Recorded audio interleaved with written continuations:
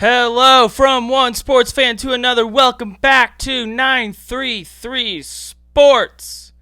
It is the U.S. Open recap episode, coming fresh off a great weekend of golf.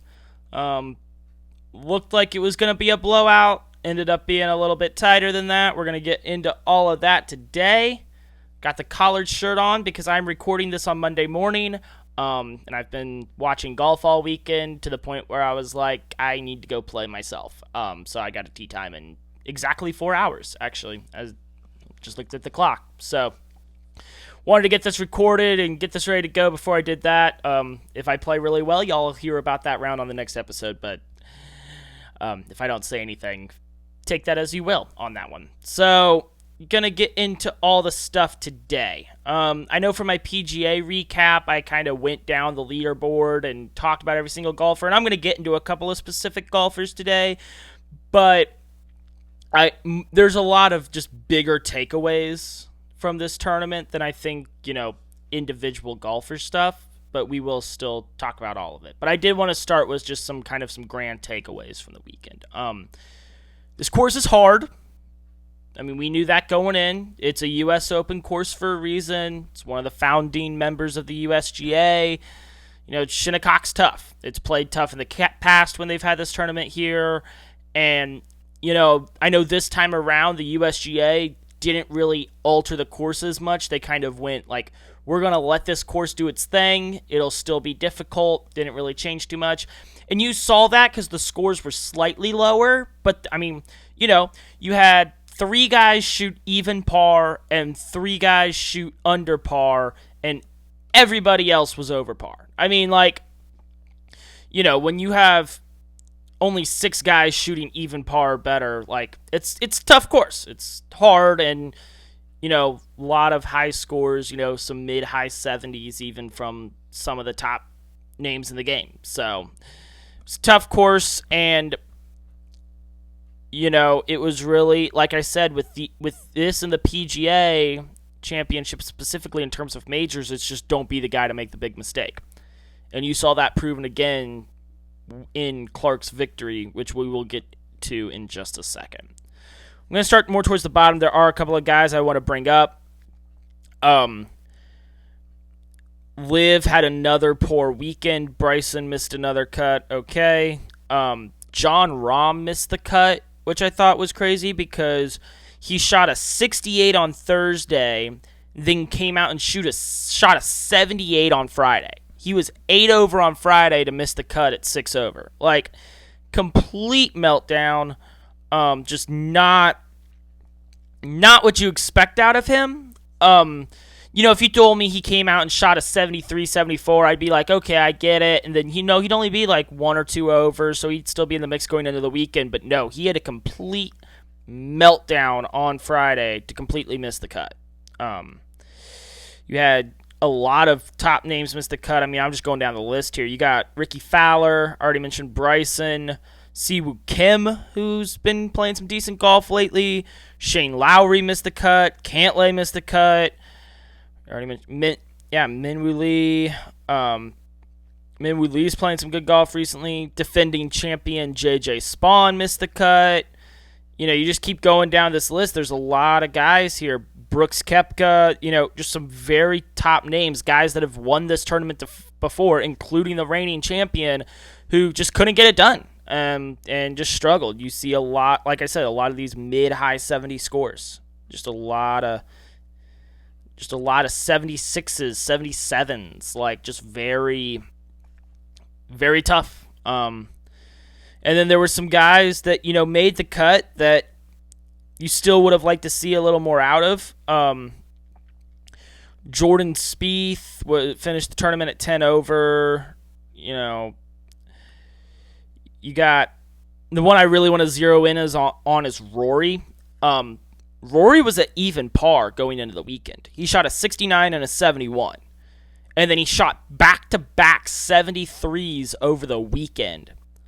Because, yes, holes 10 to 12 were extremely tough. Holes 10 to 12 was the toughest 3-hole stretch on the course. That 10th hole specifically, that second shot on 10 was probably the hardest shot all week. But if you're at even par going into the week and you can't shoot back-to-back 73s, you got to figure those 3 holes out. Like, Rory was in the mix going into the weekend, shot the 73 on Saturday, and then just was completely out of it by a certain point on Sunday. I will say, the wind was obviously a factor. Weather was very clearly a factor all weekend. Winds in the afternoons were whipping.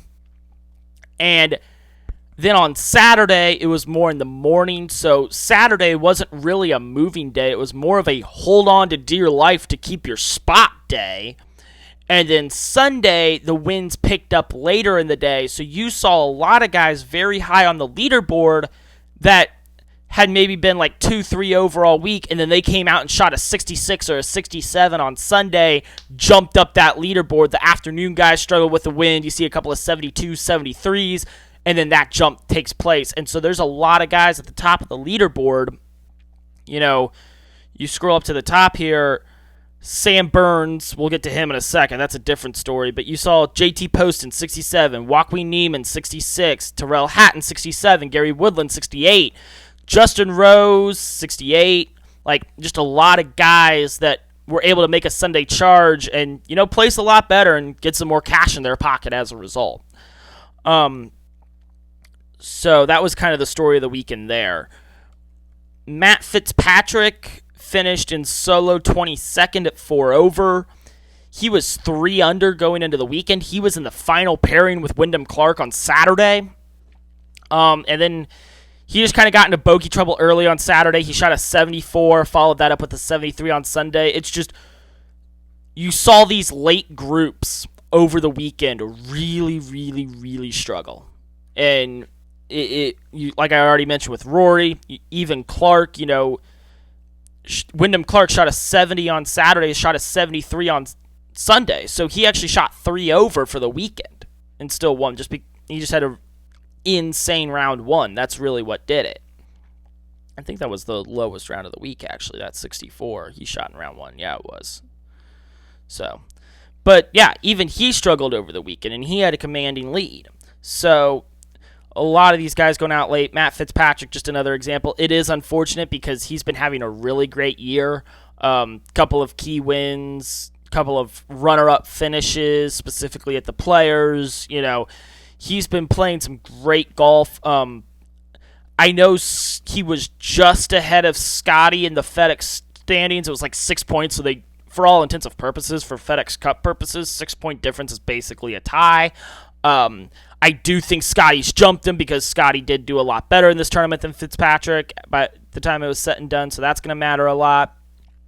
Colin Morikawa finished just above Fitzpatrick in T17. You've got a big group here at T17. You've got Oberg, Ben Griffin, JT, Batia, and Morikawa. And, Oberg shot a 66 on Sunday, which was, I believe, the lowest round shot on Sunday. That was as low as anybody went. He played very poorly on Saturday, kind of ran into some wind trouble, shot a 76, and then shoots 10 strokes better on Sunday. JT, similar story, 75 on Saturday, 69 on Sunday. Like I said, you had so many of these guys go out late on Saturday, go high because of the wind, get that earlier time in the day as a result on Sunday, and then be able to go low and jump back up the leaderboard back to basically where they were. Morikawa was a different story. He shot 73, 65, 73, 72, which is crazy because he shot a 65 on Friday, and that was his only under par round for the tournament. And I was kind of pulling for him. He was there in some of those final few groups, specifically on Saturday, and you're like, ooh, maybe Colin Morikawa makes some noise. He already had that win at the at Pro-Am super early in the year. He had to withdraw from, I believe it was Bay Hill due to the back issues. So to have him come out and in a major, the U.S. Open specifically, and get that done, it was pretty cool. It was cool to see, but unfortunately, he could not get it done Saturday, Sunday. Xander Schauffele was another one. He shot a 71 and then a 66. He was looking really good going into the weekend. And then, those later tee times killed him. He shot a 73-72. He didn't get early enough in the day on Sunday to really be able to go low. So he shot a 5 over the weekend and finished at 2 over for the tournament. So, yeah. Tommy Fleetwood was also T11 at 2 over, 70, 71, 70, 71. Tommy Fleetwood, he's just the model of consistency. He's always hanging around. He's just never, Tommy Fleetwood is my pick to win the Open next month. I know it's been a trendy pick. I'm coming out and saying it. I think he finally breaks through, and I think he finally gets it done. I don't like picking winners in golf because that's just really, it's so finicky, but I would love to see Fleetwood win next month at Birkdale, win his major as European, and get it done. I'm rooting for the guy, and like I said, he shot 70, 71, 70, 71 for the tournament. He was the model of consistency, almost. We'll get to that in a minute. So I think it's only a matter of time. Very up and down rounds. You had Aaron Rai coming off his PGA Championship victory, his first major as a major champion, finished T11 2 over, and shot a 74 day one, follows that up with a 67 on Friday, then 72 and a 69. So, very up and down, but, to T11, your first major after winning a major, it shows you it wasn't a fluke. I mean, he didn't, I think that's a very respectable thing to do, is just to, you don't have to come out and set the world on fire. You don't have to come out and, he teed 11. You don't even have to top 10, but at least, hey, top 15. I deserve to be here. Last month was not an accident, so props to him for that. Justin Rose shoots a 68 on Sunday to get to +2. Good for him. Always just a factor to some degree in majors. And then you have the 4 guys at 1 over. And this is really what I want. I said I wasn't going to go through the leaderboard, and I basically am. And at this point, I'm not going to stop because there's not much left. You have 4 guys at 1 over. You have Joaquin Niemann, Tyrrell Hatton, Gary Woodland, and Sam Stevens. And I'm going to go through each of these guys individually. Sam Stevens, no career wins. No major wins, and not even any PGA Tour wins. And so for him to come out and be 3 under going into Saturday was impressive. Now, he shot back-to-back 72s over the weekend, but for him to even be this close at all, given his lack of pedigree, I guess, good for him. He made 1 or 2 mistakes here and there, kind of loses his luster a little bit. It's natural for a guy with his lack of experience in his position to kind of do that, so whatever. But yeah, he finished at 1 over, T7, top 10 in a major. For a guy like him, top 10 in a major is a huge deal, so props to him. Gary Woodland, same thing, won this tournament before. Given everything that he's gone through recently, the fact that he's out here doing what he's doing, he shot a 67 day one, a 68 on Sunday. He had 2 73s in the middle there, but still, the fact that he was able to just be around and be in the tournament. Yeah, top 10. I think he's a name to watch next month at the Open. I would look out for him next year at the Masters, actually. I think he's a name to watch at the Masters next year. His story, if you've heard about it, the brain tumors and everything, the fact that he's in this spot, he's doing what he's doing is unbelievably impressive. It's kind of a, I don't even know what you see it in other sports when guys come back from really bad injuries and still end up kicking ass. That's what we're seeing happen in real time, and I don't think anybody's talking about it enough. So it's really, really cool. Tyrrell Hatton shot a 67 to finish at 1 over. He's a dick. I don't know. Not a fan of his. Like I said, he shot that 67. He came into the day. he was one of those guys that went out a little bit earlier on Sunday, so there were a little more scoring opportunities without the win. So he shot a 67 to get to 1 over. And then you had Joaquin Neiman, another live guy. Shot a 78 on Thursday because he posted, I want to say it was an 8. Hits 2 balls out of bounds off the tee. Has to take the penalty on both. Hits one into the fairway. Throws his club, like chucks it. Not just like throws it up and catches it. Like he chucks it down the fairway. 2-shot penalty for egregious conduct. And he cards like, maybe it was even an 11. I'm not 100% sure, but we don't have any footage of it either. It was no footage of this happening, but we know it happened. He shot a 78, and then he shot a 65, 72, 66. Like, if it wasn't for that hole, if he had just parred that hole, he might be the one holding the trophy right now.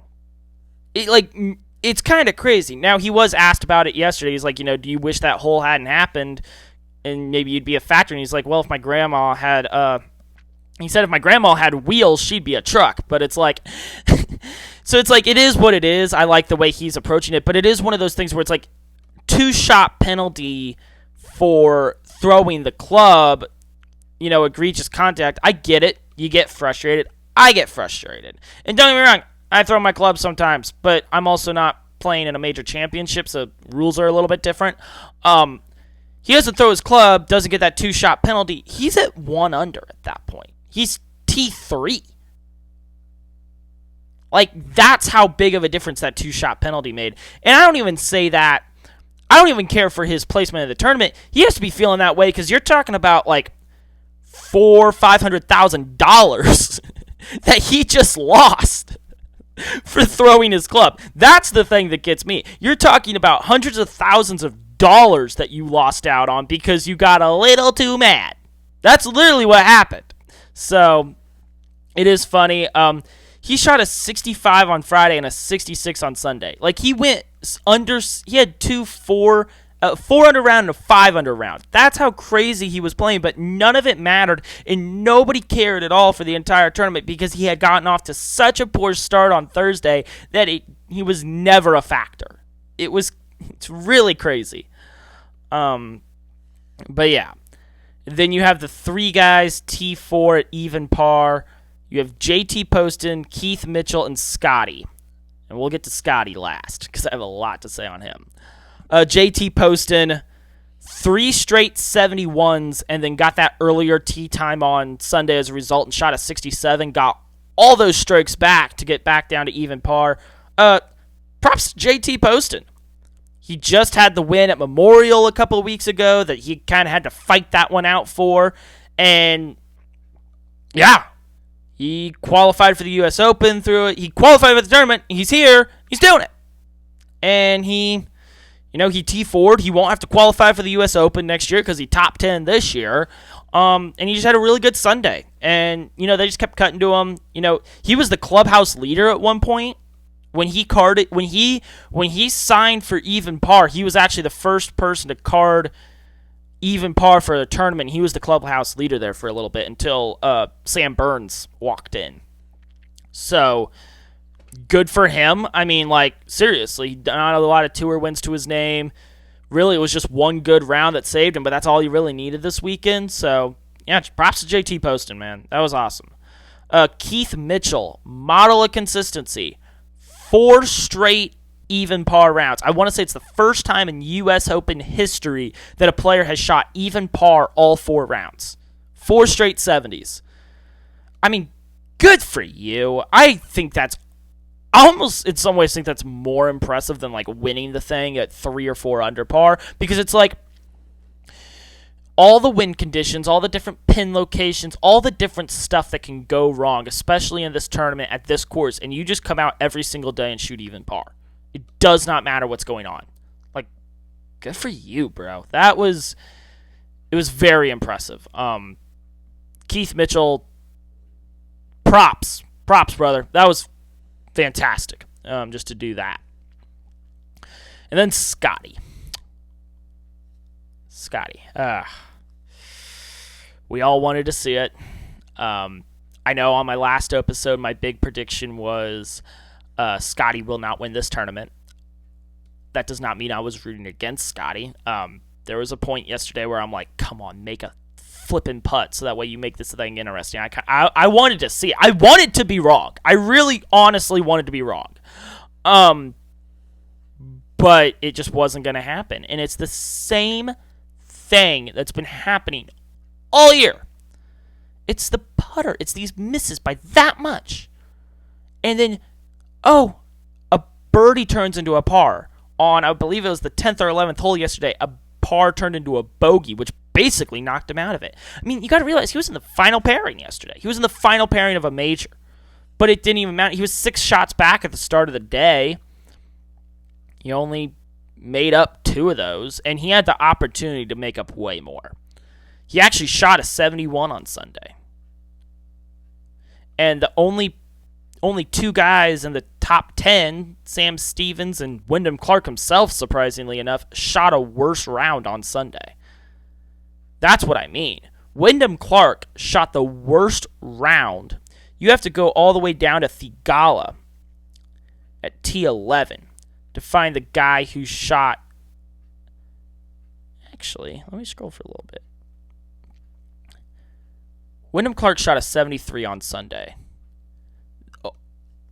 To find a guy who shot more than 73 on Sunday, you have to scroll all the way down to Grillo at T23, who shot a 75. And Grillo had a pretty crazy tournament. That's a whole other thing. He shot a 67 on Saturday, which got him into those later groups, and he really wasn't able to adjust to the weather change. That's why he shot that 75. But, like, Scotty shot a 71. I got super off topic. Scotty shot a 71, and a lot of guys in those later groups shot higher scores on Sunday, like I've already mentioned. But it's the same thing with Scotty that it's been all year. Like, you just feel like he's not himself, and he's not quite what he should be. Now, he finished T4. He still had a very good weekend. 72 on Thursday was his worst round. 68, 69, 71. But it's like when you're going for the career Grand Slam, you're turning 30, it's Father's Day, and it's one of those things where it's like, this tournament's very hard to win. And I said this last week, this is not the type of tournament that Scotty wins, especially when he's down 6 strokes going into Sunday. He's not the type of guy that's going to make a comeback like that. I know we all wanted it to happen, but that's not really the type of guy he is. He's so just getting through it. Mechanical. He's surgical. And if he's not right there on Sunday, he's not the guy that's going to make a charge at that point. He can make weekend charges. We've seen him do it plenty of times. I mean, look at what he did at the Masters this year. But, like, unless it really comes back to him, he just leaves so much meat on the bone. For as good as he looks sometimes, he leaves so much meat on the bone, and he's got to figure it out. Phil Mickelson never won this tournament, and that's what's keeping him from the Grand Slam. I was thinking about that yesterday after it was pretty obvious Scotty wasn't going to win it, And I would say, Scotty's the world number 1, and deservedly so. But he has way more in common with Phil than he does Tiger. Because Scotty's not as dominant as Tiger. I mean, everybody knows that. So, is it going to be 10 years from now, and it's going to be the same conversation as Rory and the Masters? Like, will it ever happen? I mean, we have to start... I know it's only been one U.S. Open, but it's going to be a story every single year from here on out, especially for the next 5 to 10 years. And at a certain point, like Jordan Spieth every year with the PGA, even though we know he's doesn't really have a shot of winning it. Like, at a certain point, when does it happen? Jim Nantz thinks it's next year at Pebble. Hopefully, we'll see. I mean, he's going to have the chance to do it at a very iconic course if you look at the courses that are going to be hosting this tournament the next few years, but we'll see what happens. Yeah, Scotty. Curious to see how you defend your title at the Open next month, because does he figure, like, it's just something's not right compared to the Scotty we've seen the past few years. So we'll see what happens there. All right, now moving into our top three. Jeez, this episode's long. Tom Kim in third place. Tom Kim was cracking me up because he turned 24 yesterday. It was his 24th birthday on Sunday. Same birthday as Scotty. Tom Kim, 70, 67, 72, 70. Only one over par round, and that was Saturday. And he's solo third. Like, he's like the 140-something ranked golfer. He won't be after this once they redo the rankings because of this tournament. And, of course, he had a really hot start to his career, kind of fell off the past few years. Had to qualify for this tournament. Won't have to qualify for next year's. And, yeah, he shot even par on Sunday in a late group, which was super impressive. It was really impressive. And the funny thing is that he's sitting there at 1 under par like all day. You have Burns making his charge, Clark's hanging on to his lead, and then there's just Tom Kim just sitting there all day doing his thing. And it was funny. Every time they cut to him, I just started laughing because I'm like, oh yeah, he's still here. He's still hanging around. It never felt like he was actually in it, but it's like, yeah, he's in third place, and he finished solo third. So props to him. I think it's his best finish in a major, I think. I don't think he had a runner-up finish, but, like, still, top 3 in a major. Good for you. You're 24. Like, impressive stuff. He had that huge birdie on 16 to get to 2 under. And he fist pumps. He's excited because he knows, okay, birdie one of the last 2. I tie Sam Burns, who's in the clubhouse, and then we're just waiting on Wyndham Clark. Maybe it's a 2 or 3-man playoff. And then he hits the bunker on 17 and can't get up and down. And, yeah, it takes him out of it. And he's still smiling. He's happy about how things went down, you know. He got over $1.5 million in his bank account. That's $1.5 million more than he had 5 days ago, so I'm sure he's not complaining too much about that. But as great of a weekend as it was, I'm sure he's like, oh, there's 1 or 2 shots I'd like back. But that's every guy, every tournament, you know. And then Sam Burns in second. 71, 68, 71, and then that 67 on Sunday. A 67 that was almost a 66. That putt on 18 that literally made him fall to his knees. I mean, it was crazy. You know, you flip on the NBC coverage yesterday, and Burns has already been out there, and he was one of the guys that capitalized on going out a little bit earlier on Sunday before the wind picked up. And they just keep cutting to him. And it's like, oh, he just keeps coming back. Oh, he had another birdie. Oh, look at that. That's 2 straight birdies. Oh. And then all of a sudden you're like, oh.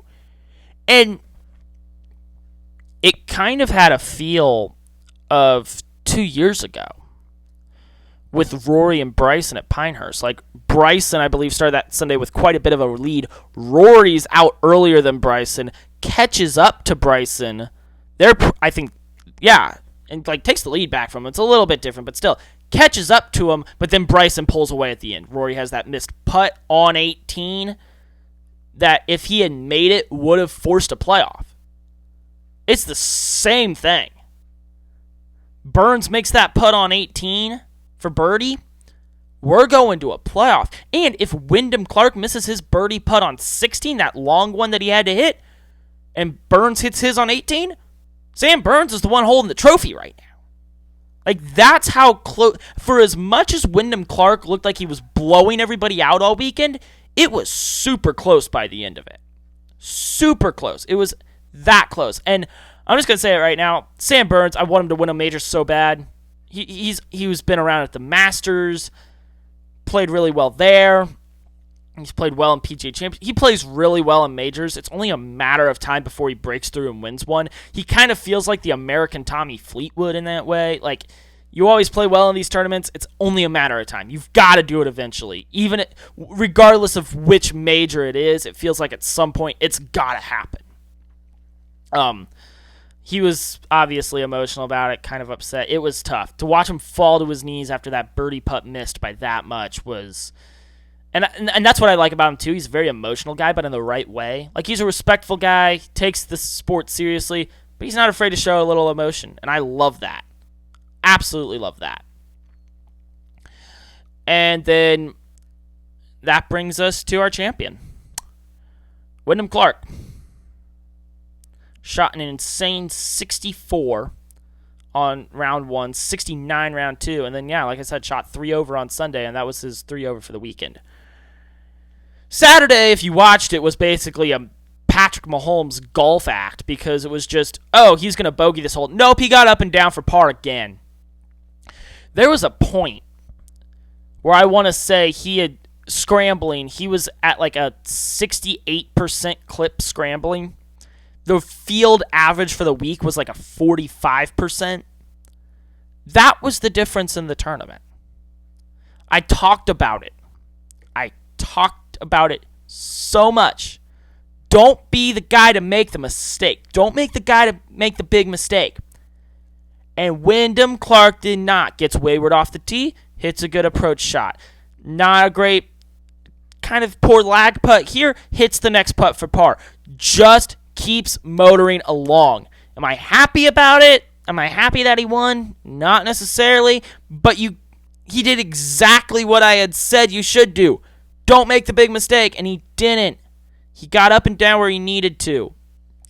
And yeah, was his second shot on 16 on Saturday the best shot of the weekend? Yeah. Like, that was impressive. That got him that eagle on 16 and really jumped his lead. That was an impressive shot. But at the end of the day, it was just him being able to get up and down, not make the big mistake. And even still, he shot that 73 on Sunday. You know, he 2 putts for par on 16. All of a sudden, we're going to a playoff with Burns. Like, there was a point yesterday where he was on 16. He gets wayward off the tee. And I actually Googled, because I knew they had changed it, what the playoff scenario for the U.S. Open was. Just to refresh my memory, because I was like, there's a very real chance of this happening. Of course, it didn't. He gets on the green, and, he gets on the green on 18, and I texted my buddy this. It's very similar to last year. Last year's U.S. Open with J.J. Spawn. He gets on the green. If he 2 putts or better, he wins it. 3 putts were going to a playoff. J.J. Spawn hit his putt first try. He hit like a 66-footer to win it. Didn't need to do that. 2 putt would have won it for him, but he did it anyway. Wyndham Clark still 2 putts, but it was very odd. It was a very similar situation. I just thought that was funny. But yeah, did not like seeing him win, especially after he destroyed the lockers at Oakmont last year. He's just not the most likable guy. The fans were definitely letting him have it yesterday during the round. Yeah, I mean, he's a 2-time U.S. Open champion. It's obviously very impressive. Not a lot of guys could say that. But I don't know. He's not my favorite golfer. Props to him for how he played. He did play some very good golf, tip of the cap, but with how much he was up by going into the Sunday, it kind of made it for a worse watch. Now, thankfully, he fell back enough to you're like, oh, there might be something here, but it was never like, oh, this is... It was by far my least favorite major to watch so far this year. Let's put it that way. Maybe for the worst television product of the year. The other 2 majors, I honestly enjoyed, I think, watching the PGA Championship more just because it was a more diverse field, but I get to just the casual golf fan, watching Rory go back-to-back was probably more exciting, and I totally understand that. Not to say that I didn't enjoy it because I loved it. But yeah, Wyndham Clark wins the U.S. Open, his second U.S. Open title, his second career major win, and that just leaves us with 1 major for the year, the Open next month at Birkdale, and we'll see how it goes. Scotty's got a claret jug to defend, and yeah. So it was a great weekend of golf. It was a very intense weekend, very tough weekend, like I already said, and the U.S. Open is the U.S. Open. We'll see some lower scores next year at Pebble, but I don't know, that's going to do it for this year. Wyndham Clark's your champion. And all right, that's going to do it. Y'all take care. Have a good one. Adios.